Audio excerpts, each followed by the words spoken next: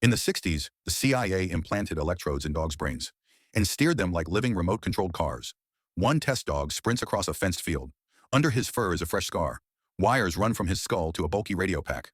A handler clicks the trigger. A tiny shock hits his brain. He turns left, then right, then stops on command like a moving experiment. They test him for days. New paths, sharp corners, fake obstacles. Each run proves they can guide a living animal the way you'd steer a drone. Decades later, the files are declassified. The project never becomes a weapon, but it quietly proves something chilling. You don't need robots if you can steer a brain.